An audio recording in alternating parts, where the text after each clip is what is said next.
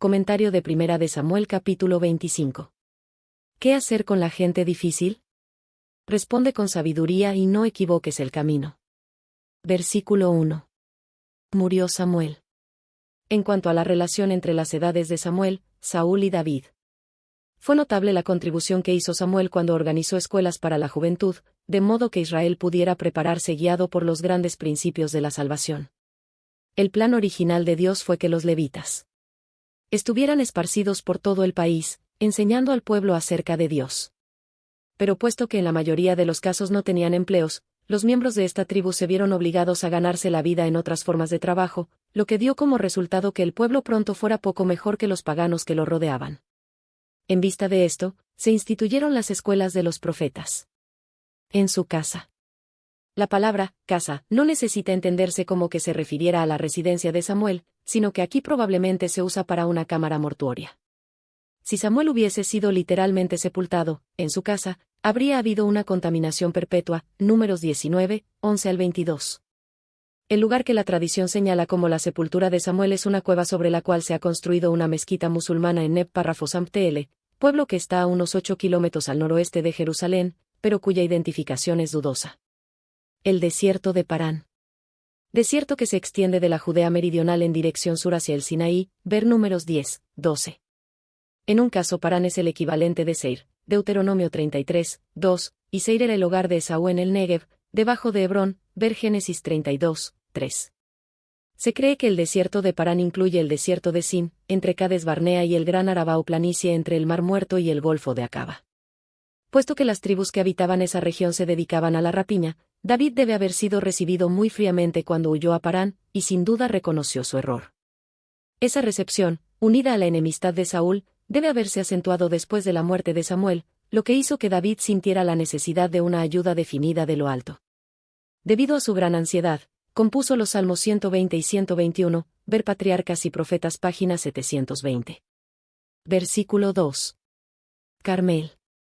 Pueblo a unos 2 kilómetros al norte de Maón, en la cima de las montañas. Toda el agua al oriente de este lugar corre hacia el Mar Muerto, toda el agua del oeste fluye hacia el Mediterráneo. El desierto de Maón, un distrito poco poblado, lleno de wadis secos, está al este y al sur de Carmel.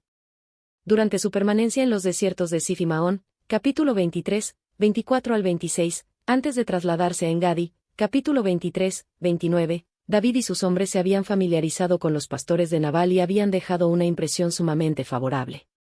Viviendo cerca del desierto, Nabal estaba expuesto constantemente a las bandas de merodeadores. El pueblo ahora se llama Carmel. Versículo 3. Nabal. Literalmente, tonto, insensato.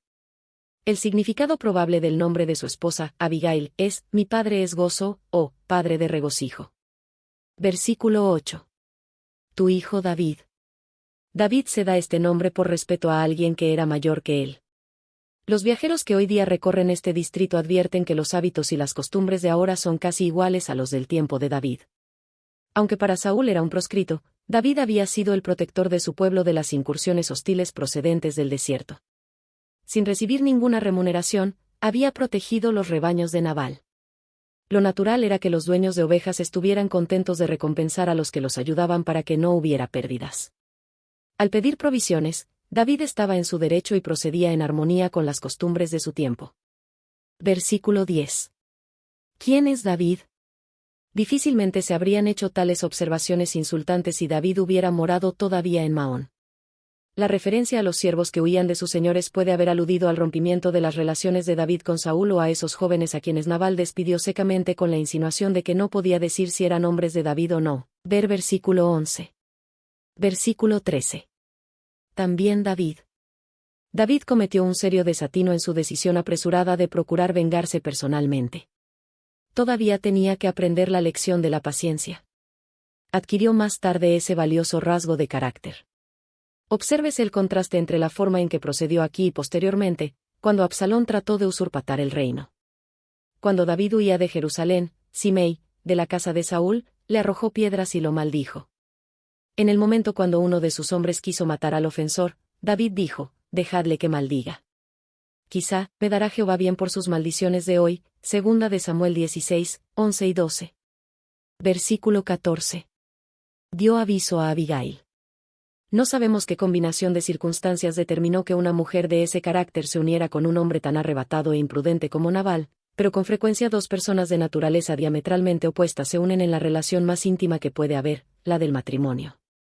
Quizá esta no fue la primera vez cuando se recurrió a Abigail para que actuara como pacificadora entre su esposo y los que estaban relacionados con él. No se daba cuenta Abigail que en la ayuda que diariamente estaba dando a Nabal iba desarrollando una claridad de percepción espiritual, y que su intuición femenina se fortalecía para que un día pudiera impedir que David cometiera un serio error. Versículos 18 al 28. Versículo 17. Tan perverso. Hijo de Belial. Literalmente, hijo de inutilidad, o hijo de impiedad. Belial no aparece como un nombre propio en ese tiempo, aunque más tarde llegó a considerarse como tal, ver 2 de Corintios 6, 15. Versículo 18.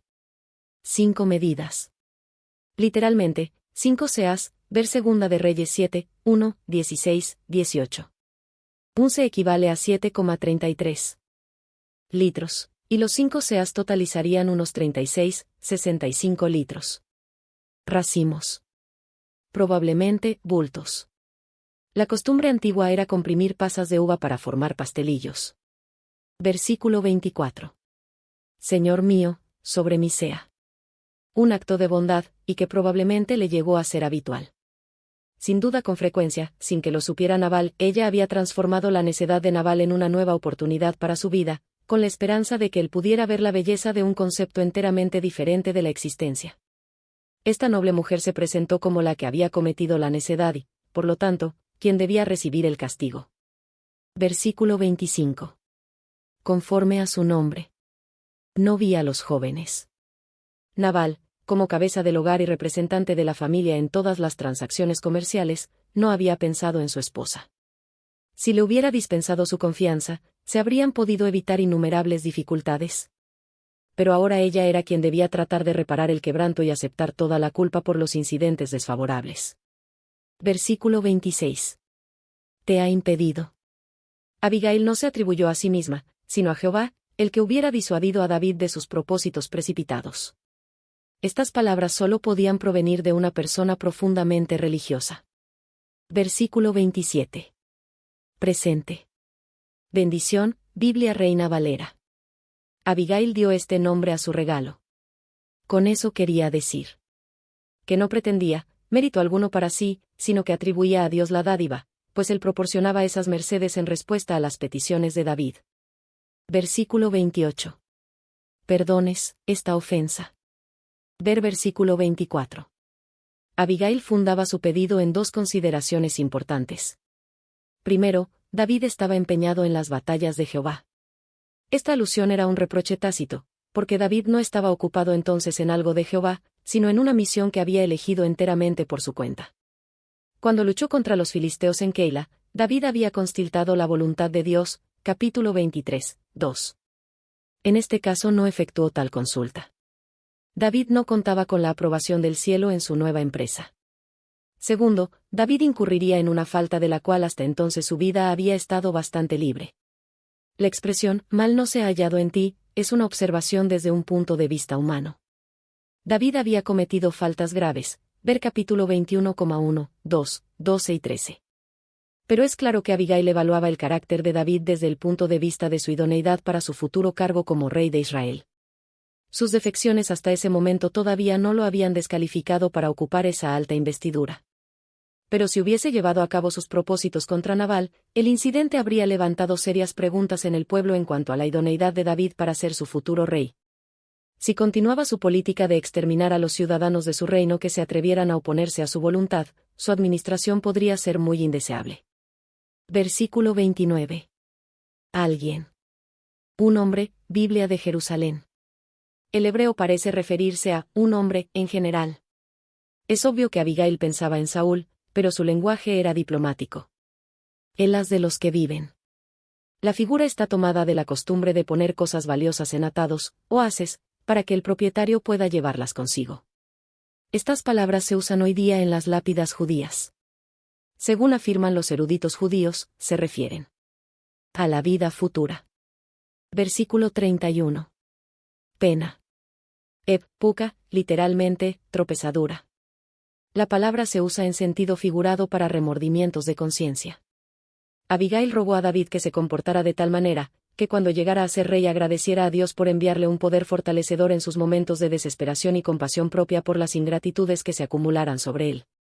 Después de todo, ella había estado obligada a soportar a ese altanero, gruñón y celoso avaro mucho más tiempo que David. Versículo 33. Bendito sea tu razonamiento.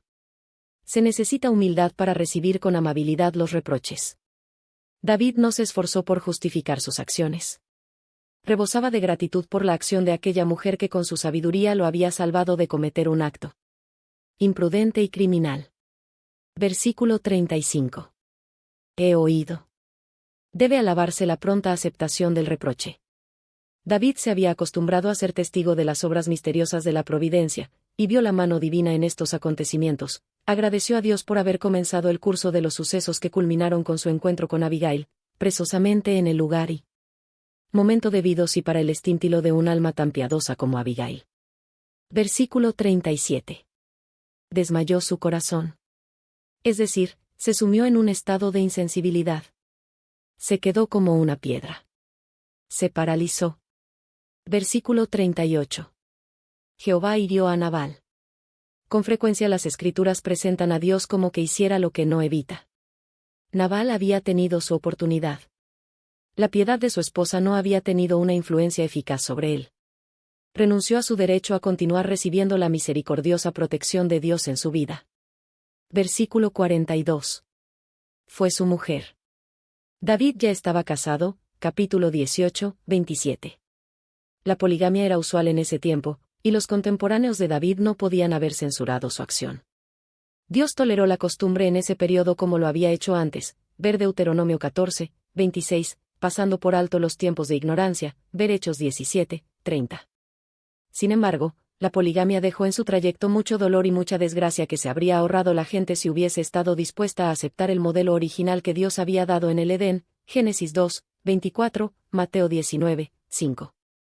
Comentario bíblico adventista del libro Primera de Samuel capítulo 25.